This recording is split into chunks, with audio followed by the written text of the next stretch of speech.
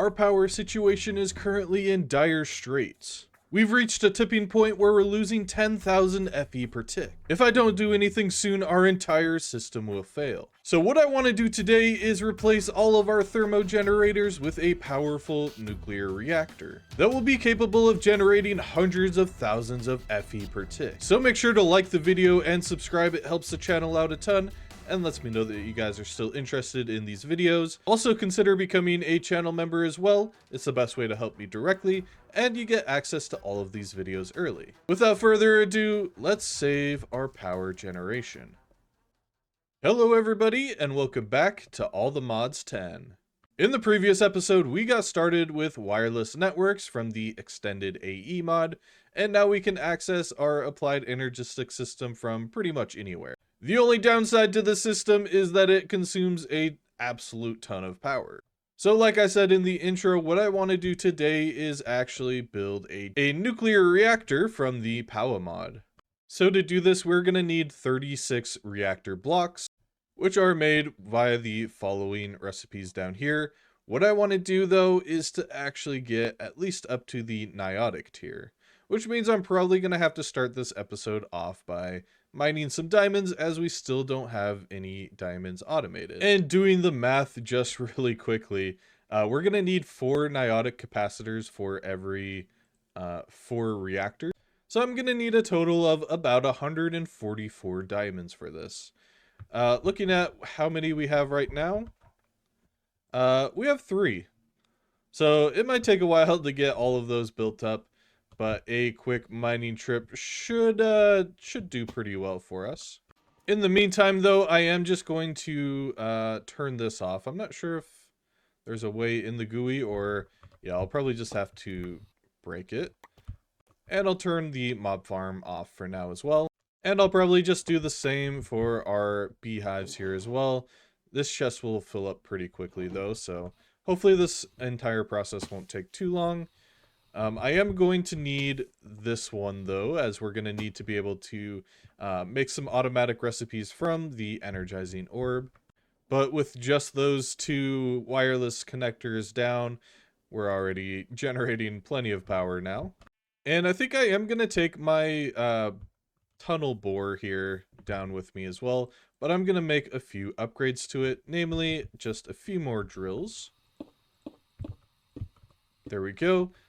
That way we're just uncovering a few more diamonds. This is a 5x5 now, so we'll be mining 25 blocks every time it goes forward. So let me see if I can remember how to get this thing going. There we go. And as I mine as well, I am going to be picking up as much uraninite as I can. This is what is going to be used to actually fuel our reactor. That's a silverfish.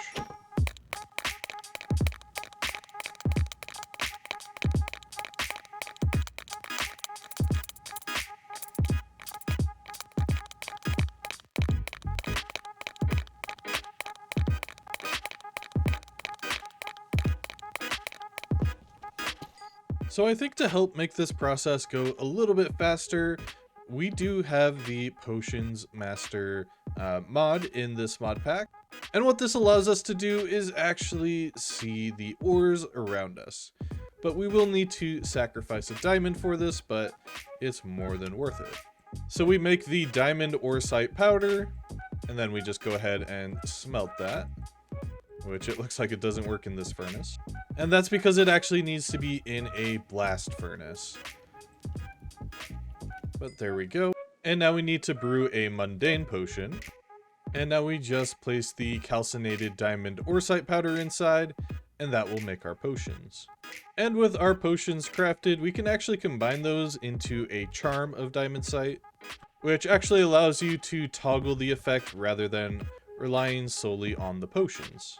So now we can return down to the mines and see how many diamonds I've missed. Oh yeah, I've missed a ton of them. But this should make everything so much easier now.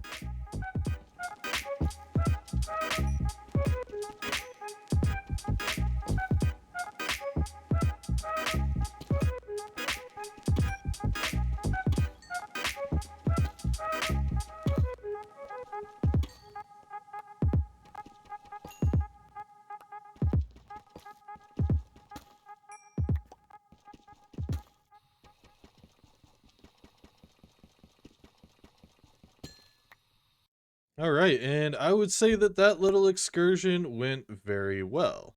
In total, we got about 3 stacks and some change. And we basically only needed about 2.5 stacks as well. So we have a little bit extra for some other things that we might need to do soon as well. And now I basically just want to turn all of these into blocks of diamond. But I do have a system that can automatically request niotic crystals for me, so I might as well get the exact amount that I need. So we need 144 in total. I have 2 on me, so we need 142. And that should start crafting.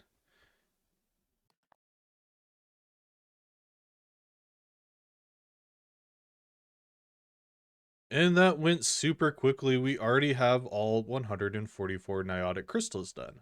So now we basically just need to run through and add a recipe for each of the different tiers of reactor casings here. Really shouldn't be too bad. As a reminder, we already have most of these components already completed and auto-crafted as well. So it shouldn't be really that bad. We can even get up to spirited, I bet. There we go. We should have plenty of emeralds. Let me see. We have 52. I might have to go and trade a little bit for those. So I'll just add these to our pattern access terminal here. And I think these were all regular crafting recipes. Right, I forgot I don't have spirited capacitors auto-crafted yet. And for these reactor casings, we are also going to need a ton of uraninite. We do have plenty in store here, but we're going to need to process all of this. Hopefully this will work in the... There we go, nice. I really like having this factory augment on the furnace. Oh, and I just saw that there is actually a bee for uraninite as well. And it's a pretty simple one too. We just need iron bees and Cree bees. Cree bees are basically we just right click TNT onto a regular bee and that creates a Cree bee. So we might be adding that to our system pretty soon as well because we are going to need an absolute ton of uranite for this process. So that should have all returned to the system.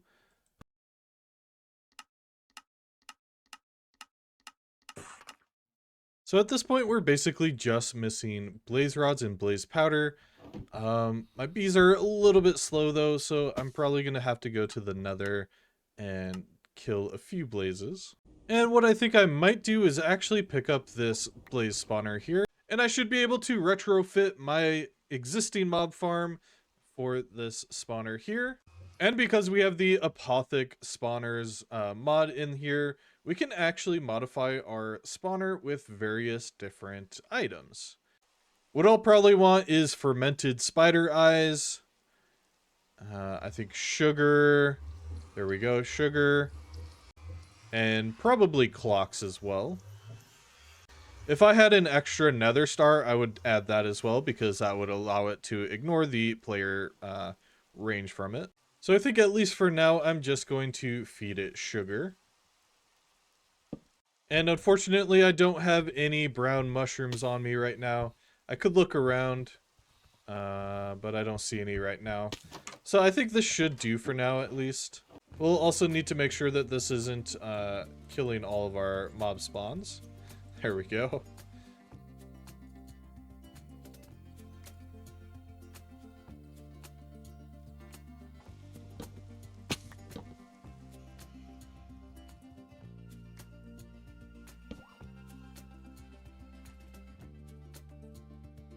Alright, and I think we should now have everything that we need for the spirited reactors. While I was waiting for the blaze rods and stuff, I did actually go through and auto-craft our spirited crystals, so that should be all good. So we should just need to type 36, and there we go, we have everything. Awesome, so this is probably going to take quite a while. Although, realistically not that long. About 45 seconds. It's working pretty well. 30 seconds left. And just like that, we have 36 spirited reactors. Look at that. That was so fast. So this reactor is capable of generating 200,000 FE per tick. That means that we're going to need a gate that's better than the ones that we've been using because These ones can only handle 20k FE per tick. So we'll probably need to upgrade to the next tier as well. And you already know that I added an auto crafting recipe for this. So initially I was thinking about replacing our thermo generators, but I've kind of been thinking about it, and it might be nice to have these guys just running as sort of a passive source in the background. That way, if our reactor ever dies, these guys can at least generate a little bit of power. So I think I'm actually just wanting to replace our create windmill power here. And it shouldn't be too bad to simply just pull these out. I'll leave the actual windmill spinning. It's just not going to be producing any power. So when you go to place your reactor casings down, you'll notice that there's a little weird pattern on the ground where you're pointing. This is basically just a guide to let you know that it will auto build just like this. Here we go. I love that it just builds itself. And there we have it. So for the reactor, we are going to need two main components. We're going to need a fluid that will act as a coolant, and we're also going to need solid fuel. Our coolant for now is just going to be water, which is why I have a sink here, as well as these mechanical pipes. So we can go ahead and have that pull out, and that will go into the coolant slot. By the way, the reactor has 4 slots, one on each side, for an input or an output, and then the red thing here is where you put your end gate, for example. Or, oh, I guess not. I guess it does go on one of these ports. So, and oh, I guess there's one on top as well. So I'll probably put the output on the gate on top. And now temporarily we want to have some way to import our items. Eventually I will have this automatically hooked up to our AE system, and that will just be where we put our oops, I keep putting the wrong cable down. Let's hear. This should be, which ones was it? The logistical transporters. There we go. There we go. So now what we can do now is just place our uraninite inside of the barrel, and that'll automatically go inside of the reactor, and that should begin generating power. So we need to turn the auto mode on. There we go. So the reactor will stop when it is full and start when it has less than 70% of energy.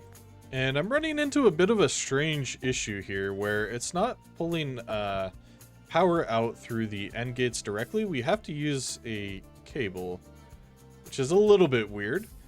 So I'll probably end up using the elite version of these then instead, because I think these ones are capable of transferring 400,000 per tick. Let's see. No, that's the capacity.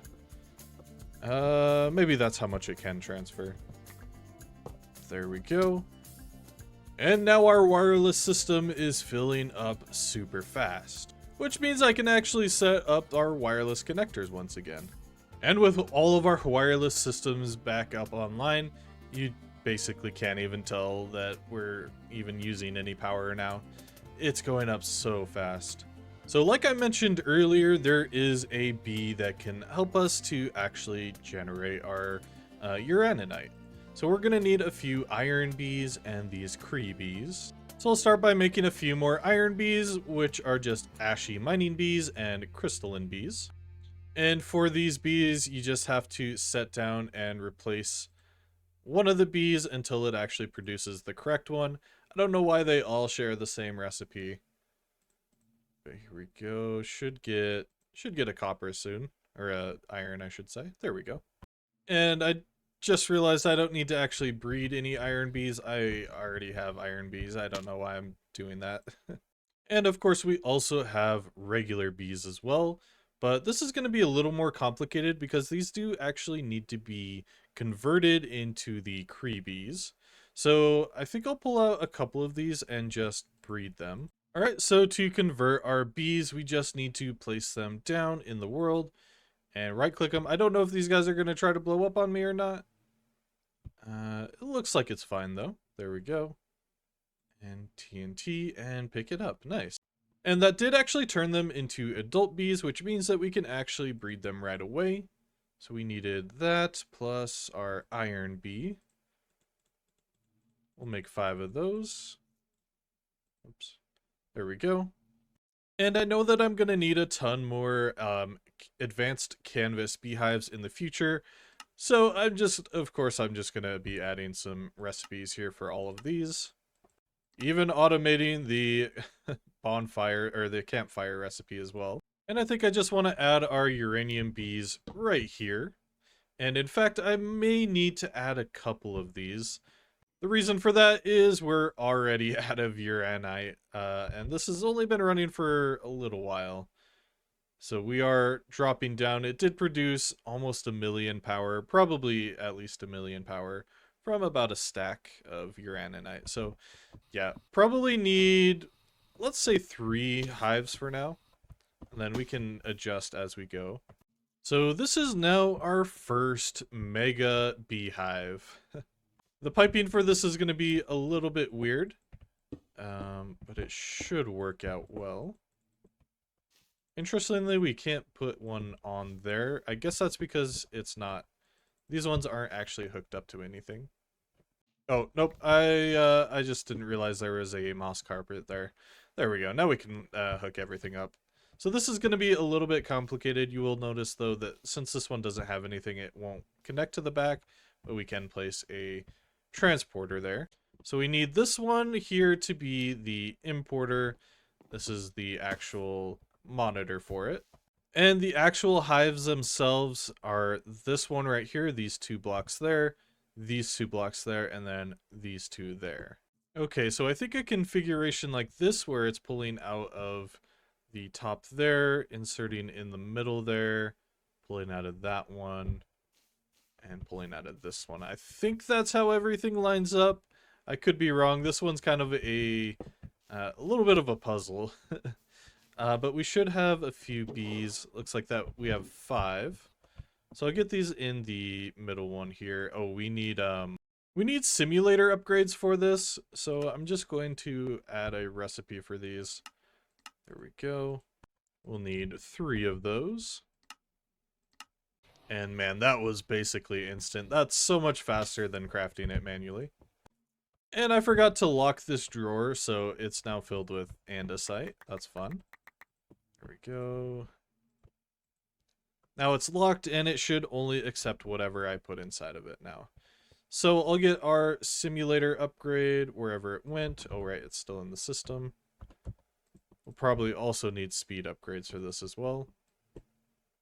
Now we can get our bees inside, and those will start producing uranite honeycomb.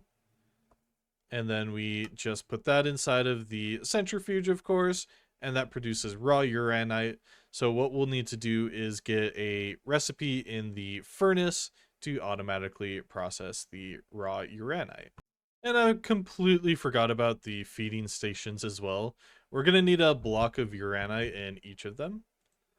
Shouldn't be too bad, but we are out of uranite, I'm pretty sure. So now we should be able to start producing uranite. And all of our bees are done as well, so we should be producing quite a lot. All of those went into that one. There we go. So now it's just the waiting game of waiting for these to, produce a ton of uranite comb all at once. So we can pull that out and place it in the drawer. And then we take one and we place it in our item pipe as a filter. And that will start to pull them out from there. Once these are done processing. Maybe this one isn't. Yeah, I bet this drawer, yep, it's not configured. That would make sense. So we just right click that. We shift right click that. Right click the drawer, and now it'll start to pull our uranite out, and it should start to process. So if we type raw, we have a few coming in already. Nice. So now to automate uranite production, we go raw uranite, and we type I don't know how to spell it. Uranite. It's hard as well because I have my microphone right in front of my keyboard, so I sometimes struggle to type. So we have that automatically going now, and that can just run inside of our pattern provider. So now I just want to run a cable from our wireless connector over to the reactor. And we'll use an export bus to pull uranite out of the system. There we go. We'll specifically request uraninite, the not raw version. And what I want to do actually for this is move our power over on the furnace and put a export bus on it. And we can hook that up with the Plxgue cable there. And I just want to automatically export raw uranite into this. And right, we need to put output on the left on the machine itself. So that'll start processing uranite, and it should end up in the reactor now. And we can actually observe this just by watching the uranite in our system. It should be going down every once in a while and increasing as the uranite processes. And we do now have a small buffer of uranite inside of the reactor. And I'll also hook up our mechanism system back up as well. And we can use it to actually start automating our different types of ores that we have accumulated here. There we go. Those should start automatically pulling out into the factory here. This thing is pretty full already. I just noticed that there's a ton of ingots in here. I'm assuming we've been processing things in the background. And these can probably use some acceleration cards as well. So now that our ender cell is actually completely full, the reactor will begin to stockpile a little bit of uranite. So I've just added this drawer here off to the side, which will limit the amount of basically uranite in our system, or I guess that's being pulled out of the system. And if we ever need uranite in the system, anything past 2K will just remain inside. So now I would like to just spend a little bit of time upgrading our mechanism systems and basically automating a few things as well. So I think to start off, I want to actually go through and automate the speed upgrades. These are pretty simple. We'll also want to automate structural glass, which is just steel and glass. Now we can make our speed upgrades. And I don't really remember how many can be installed. It looks like 8 per machine, so I'll need 1, 2, 3, 4, 5 times 8, which fortunately we can do the math in here. 5 times 8, so we'll need 40. That's going to be a lot of infused alloy, a lot of steel, and osmium dust. So I think we should figure out how to automate those components as well. I think the infused alloy is going to be pretty simple. All we need to do is put a pattern provider on one of our metallurgic infusers. In fact, this one's already set up to make infused alloy. And we'll just hook that up. I think I'll run the cable back and up just like that. And let's see how AE handles this type of recipe, because we technically need liquid redstone for this. Interesting. So it'll require... Yeah, we don't have liquid redstone in our system. So I think what I need to do instead is figure out how much redstone makes 10 millibuckets. It looks like it's just 1. So all we need to do for this recipe is just put a copper and redstone in, and that should be good. Now we can just insert our pattern inside of this pattern provider here. And I think just for my own sanity, I'm actually going to dump the redstone that's already inside. That way we don't have a weird buildup there. And that can definitely cause issues in the future. So let's actually request some infused alloy. We'll just request 10 for now. Okay. And I might have to set this up. Left should be... let's set these up so that we're not doing anything weird. I think I can actually clear everything. There we go. So input... Oh, so we'll need extra. It also didn't seem to request any items here. There's no... it is definitely hooked up. Okay, so I think it'll work in this sort of weird manner here. So basically what I've done is just added a barrel as a buffer storage. So we'll just put the pattern provider on the barrel and then pull the main item through the front, or I guess the left side here. And then the extra item goes in through the back. I also want to make sure that this is set to the blocking mode. I don't think there's any real reason to do that, but I don't want the machine to get confused. And I think I actually want the left side to be input slash output. I wonder if that'll still work. Let's see if that'll go, because I don't know if it'll work if both sides, unless it's just... Yeah, I don't know how to get this exactly. Alright, I'm gonna test to see if something like this will work. So, we just have the spruce iron barrel on top. This has a hopping upgrade inside. And now if we request 10 infused alloy, we should see the items appear in here. And, oops, this needs to be set to output. And... It should be... Because I wanted it to block... let's try top.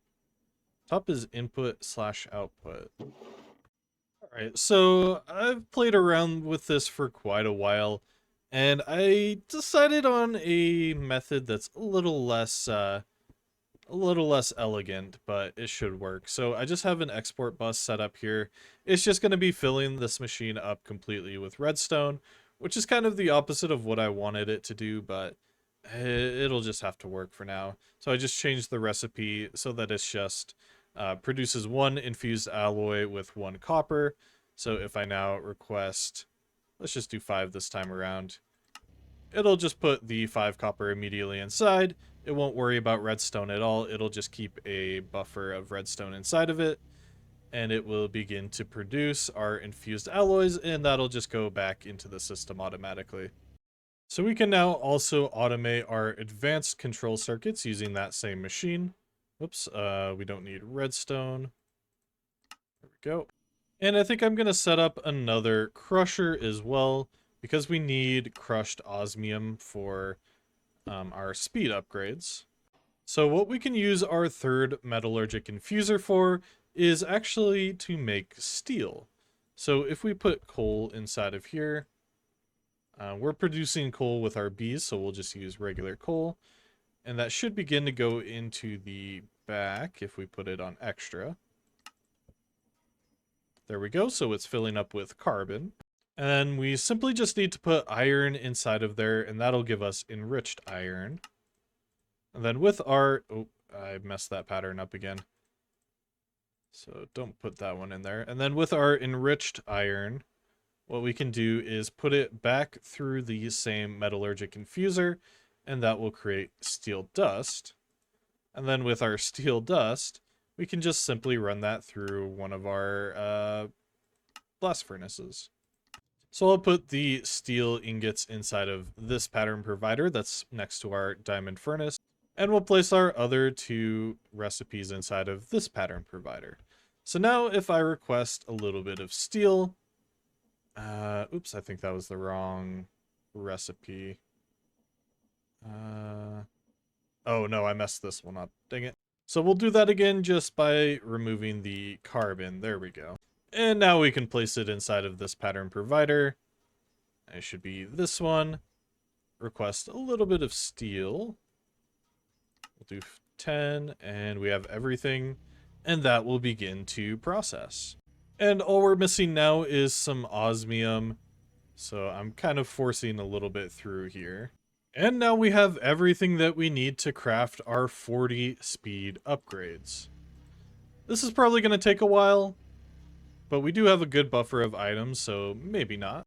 And I think while these are crafting, I'm just going to steal a few of these speed upgrades and insert them into the metallurgic infuser, because this thing is very slow. But that should be a lot faster now. There we go. And there we go. We have technically all 40 of our speed upgrades. We just used 8 of them for the for the metallurgic infuser. So we'll go ahead, definitely get them inside of the smelting factory first, because this thing is definitely bottlenecking our system. There we go. Oh, that's so fast, and we might be running out of power now. We might need some faster energy conduits. It's still saying not enough energy, but it looks like it should be enough. Honestly, these cables might start to be a little bit slow for our system. I'm going to see if the next level will be fast enough. So we have some of these elite universal cables. Can you move, please? There we go. And get some end gates on there. It might only need one, although I guess it could have been our ender gates that are limiting this. Ah, okay. I think I have some more of these Niotic tier, or Spirited tier. Let's try these instead. It's keeping up now, at least. Although it's still saying not enough energy, which is kind of crazy. Something that might help with this as well are the energy upgrades. And the max for these per machine is also 8, so I'm just going to craft another 40 of those. So all of our energy upgrades are ready now, but our entire system has been slowed down by our electrolytic separator. It's currently just not moving fast enough. I think getting some speed upgrades will help for this. So I replaced the fluid pipe that was here with a elite mechanical pipe, and that seems to have at least sped this up a little bit. It also now has full speed upgrades and energy upgrade, but it's still kind of struggling for oxygen. But I think we're going to have to solve that in another episode because we are out of time for this one. Thank you all so much for watching. I'll catch you next time.